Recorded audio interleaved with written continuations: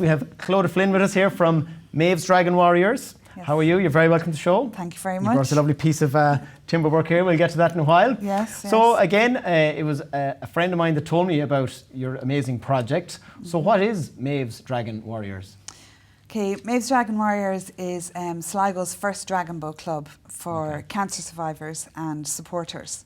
Okay. So it could be family and friends as well, is that what family, friends, yeah. And if you don't have a link to cancer by virtue of being a member of the club, we're your link. Yes, okay, I get you. Yeah. So I was diagnosed myself with breast cancer in November 2017, and I had a pretty long and crap journey with it, to be honest. And it was only in October of last year when I started to feel well again. Oh, really? Okay. And people who have been through this will totally understand when you're talking about the fog that you have in your brain.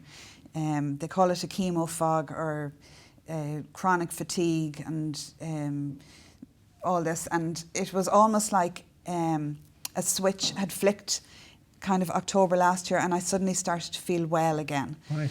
And I was always into water sports, and I was open water swimmer before this, and I would have enjoyed kayaking and that sort of stuff. And even through my 3 years of treatment, you know, you have gaps where you're supposed to be healing and resting, and I was back in the sea again. But it probably had its own healing qualities, whether it was mentally or well, this is it too, yeah. And headspace is really important. Yeah. But I started feeling well again. It was almost as if a switch had flicked and that fog kind of lifted. Okay. And I thought, okay, I think I might like to go back to work again, and I might like to maybe get back and do some kayaking or something like that. Because I had a lot of surgeries, and in particular with breast cancer, a lot of chest surgeries and a lot of scar tissue, and it's very tight and can be sore and that sort of thing. For rowing them and using all those muscles. So I thought that would be really good. And another side effect of the surgeries is if you have an auxiliary clearance, you have all the lymph nodes taken out of your arm and your and that area, you can develop lymphedema. Okay. So because your lymphatic system is compromised, you don't have any drainage system in that limb anymore. It's usually in an arm or a chest, or some people depending on, you know, where your cancer is and where they've been removed, legs and whatnot. Yeah. So I thought, you know, that movement would be really good for preventing that happening. Okay.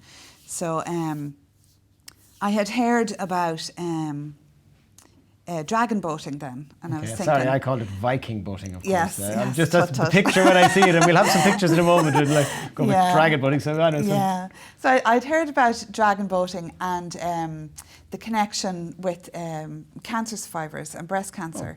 And there's actually a Canadian doctor, Dr. Don McKenzie, I think now. I hope I have that right. And several years ago, he decided to do some studies about exercise and cancer patients and living beyond cancer. Okay. And he found that it was to promote exercise is a good thing. You know, you don't, because often you think of, okay, I need to go and exercise. Well, in order to do that, I need to have a certain fitness level or mobility already.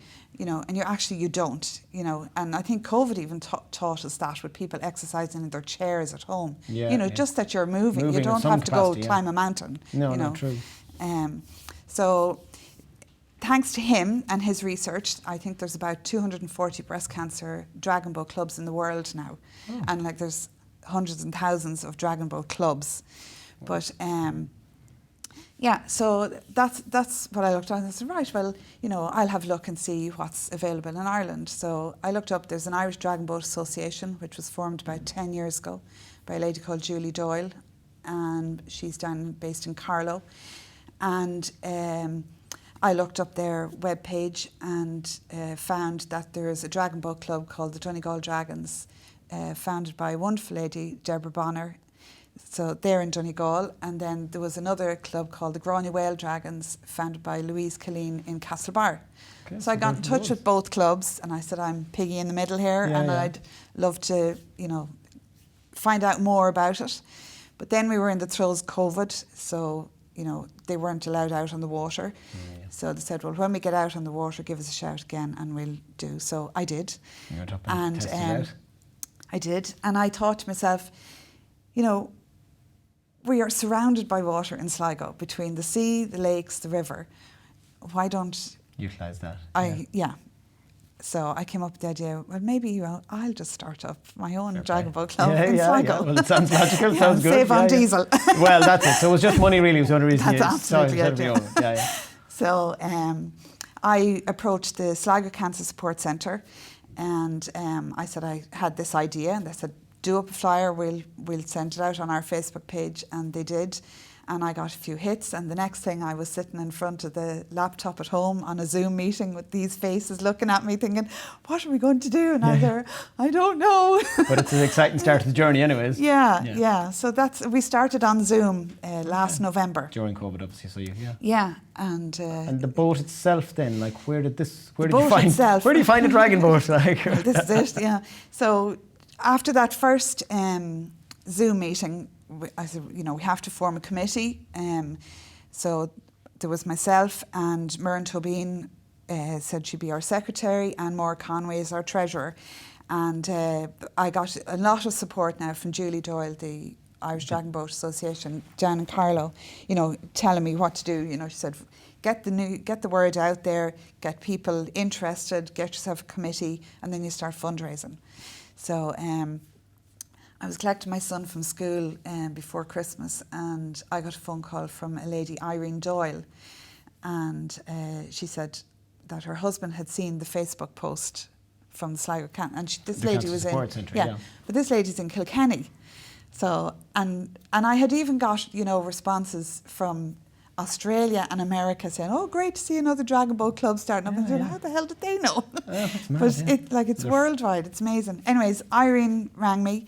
And she said, I see you're starting up a club, and do you have a boat? And I said, no. I said, we just about have a committee on. I'm getting my head wrapped around fundraising and all that sort of stuff. And she says, well, we have a boat for you. And I said, that's brilliant, second-hand boat, excellent, because they're in the region of 10 to 12,000 sort imagine, of. Yeah, it's a beautiful piece of work, and there's a place in Germany that make them, or of course China. So you wouldn't get it from China too quick either at the moment. I imagine. No. So I said, that's great. How much do you want for it? And she said, no, it's a gift. Wow. So I was just absolutely speechless. I couldn't understand. Like, what do you mean it's a gift? Surely to God, it's we need to raise money for this. And she said, no. She said, when they were starting up, I think about maybe 6 years ago, the Pluribel Paddlers in Dublin were the first breast cancer Dragon Boat Club in Ireland, and they were funded 2 boats, and they called them the Anna Livia. Okay. And when they became more established and they were able to buy more boats for themselves, they decided to gift those boats onto new cancer startup clubs. Wow. So they gifted the Nor Dragons in Kilkenny. Okay. And as they grew and became established, then they were looking for a new startup, and we were lucky enough to be that new startup. Wow.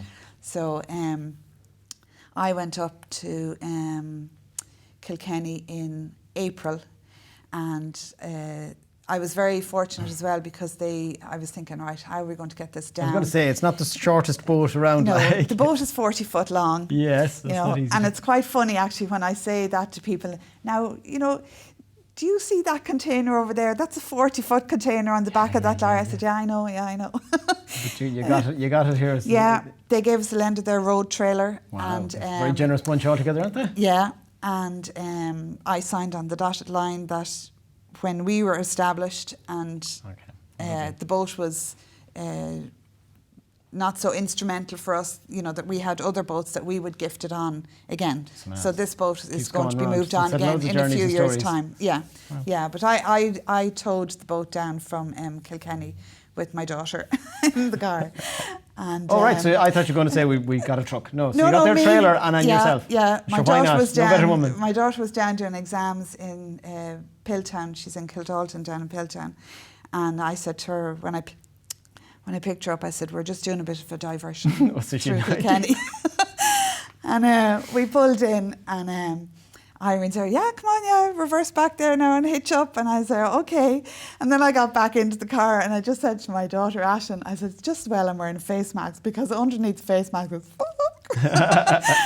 because my brain hadn't registered. You hadn't towed too many 40-foots, like. No. I don't see many people that have, bar truck drivers, like. Yeah, and like, I had seen the trailer as far as the wheels, but then there's an awful lot more behind the wheels. And turning, and Yeah. you should have just rode it up around the coast, maybe. Oh, stop! David McGowan out in Enniscorn to help you with that. We had to pull in at the Apple Green. We had to park with the lorries because we wouldn't fit in the other spaces. It was very funny. But again, a lovely memory and a lovely story. Like the story of the boat is fascinating. So it's getting shared around. It's great. Yes, yeah. So that's where that's going. Yeah. So I know Brian, as we're talking, Brian has some photos there to show people what it looks like, and I mean there's some lovely videos on your social media as well to show people what it's like. It looks amazing. And like, how often do you meet on the water, or where do you go? Yeah, well, the boat came down to Sligo in April.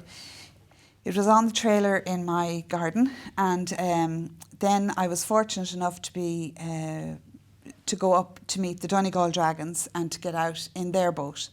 Okay. And I thought when I came back from there, I said, I need to get this boat off the trailer. Like at that time, we didn't have a suitable home that we could operate out of, and and access to the water. So I went and I got lorry tyres and put them on the lawn, and I got a few friends and neighbours out to. I said, "Would you ever give me a hand lifting the boat?" Yeah. Oh yeah, I'll be grand. And they come around the corner. What?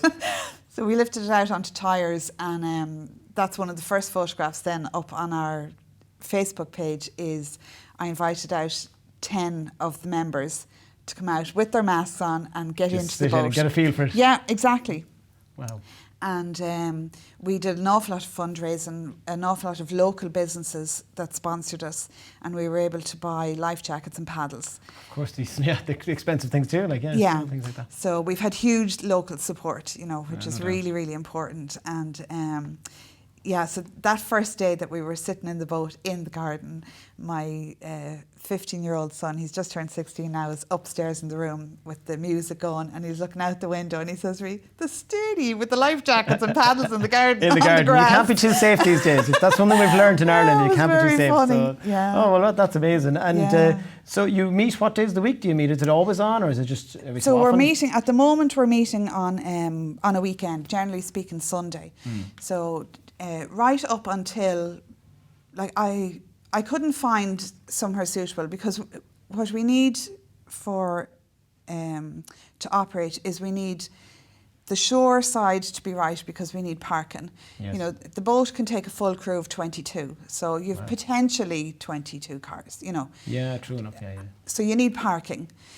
You need either a slipway or a pontoon that you can access the boat. Either get the boat into the water and it stays in the water, or a slip that you can run it down. Oh yeah. And you need safe water, because we are all beginners.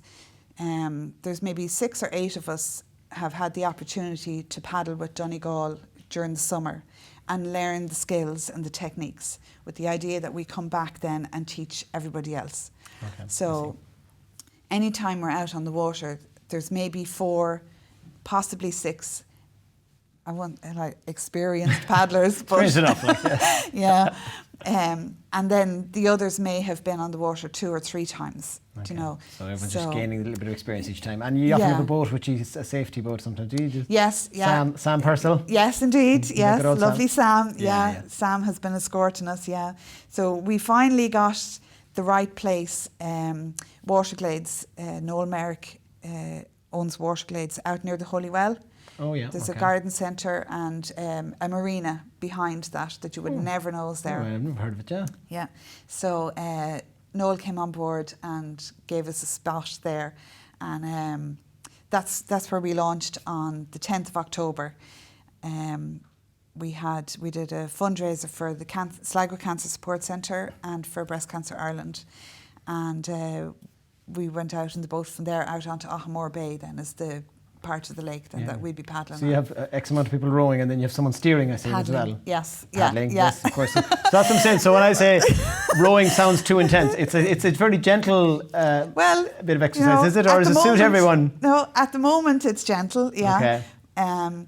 But I know that when we get a lot more experience and we home in on the technique and all that, I think the competitive streak is going to come out, and I would love to see that we would be able to host maybe a Northwest Regatta or something like that, and have Donegal and Mayo or any other clubs to come down and participate. As you said, Sligo, if there's ever a place to have a space and facilities for it, it would be brilliant. And as I said, if someone's maybe not thinking they might be up for it, they can just not really row hard at all and just let the others do the work. All shapes, sizes, ages, genders. So everyone's welcome. Everybody is welcome. Yeah, and as you said, it is obviously the group is for cancer survivors, but as you said, they're friends, family as well. So it can just help them along that journey too, together. Yeah, and like we have members who have been through cancer themselves. Maybe their partner has, maybe a sibling or a parent or a child, and we all just support each other.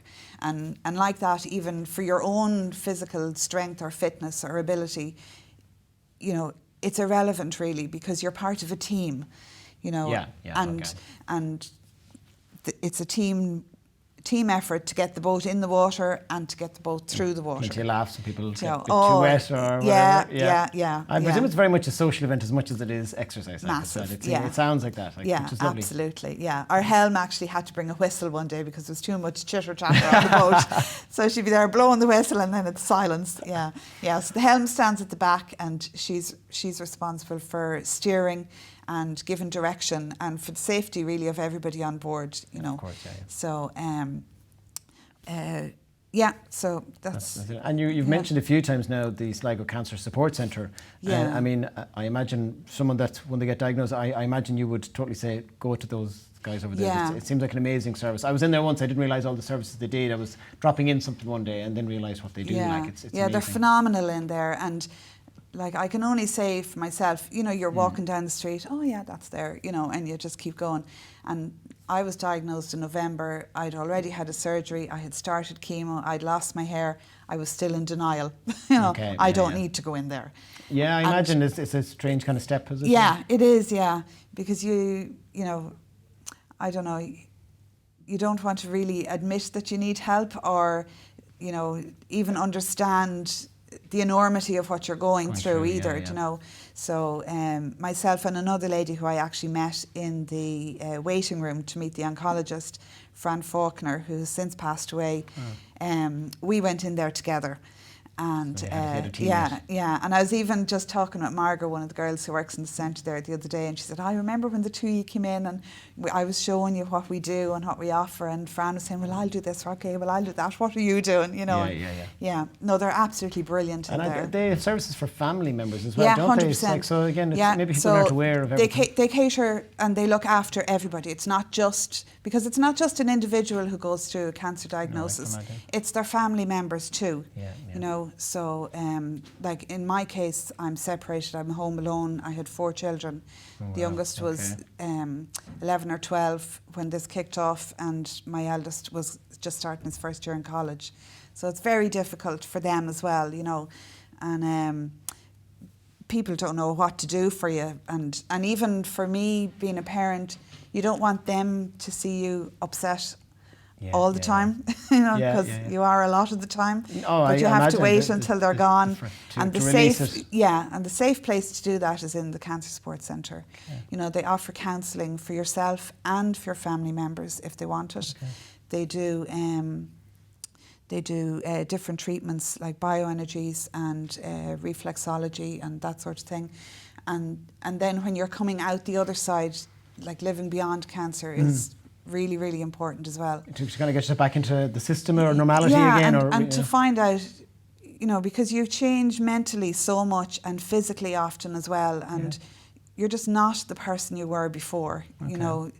Some of the side effects are long lasting and will be with you for the rest of your life.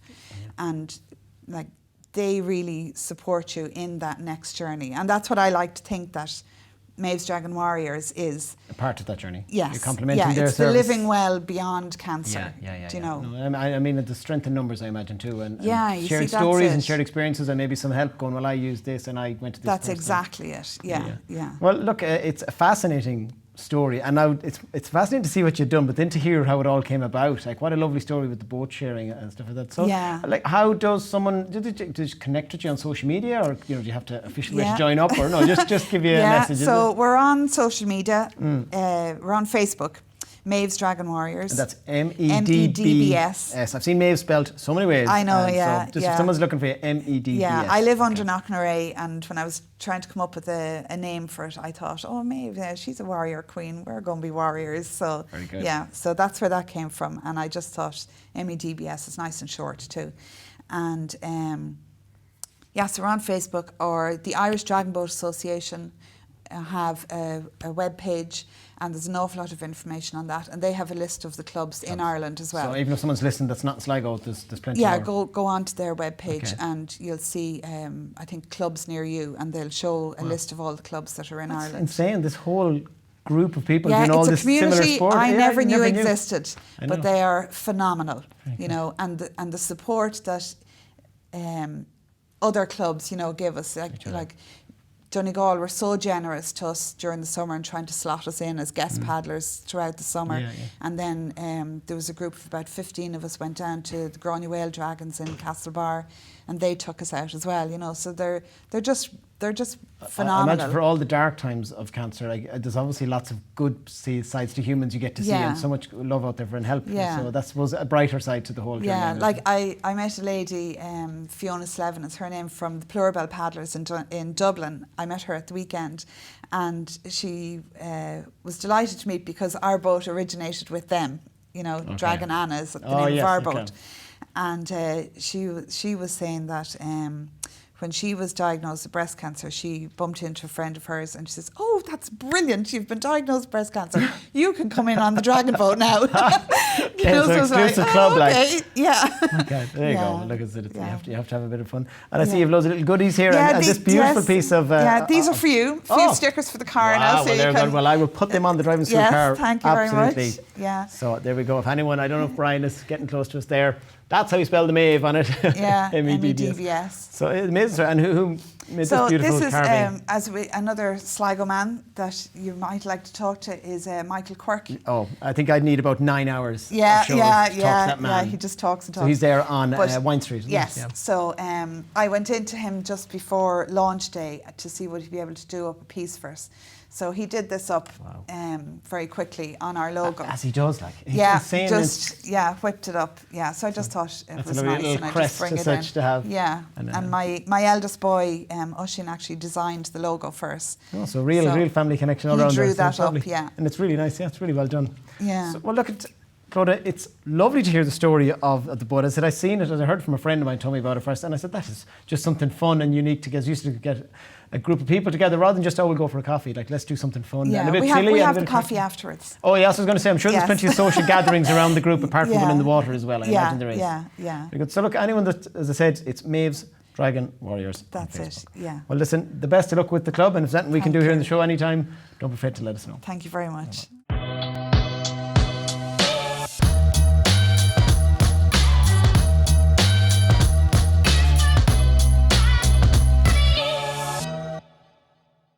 So if you liked what you just seen, don't forget to like and subscribe on our YouTube channel here. We've loads of great interviews from a load of really interesting people over the series.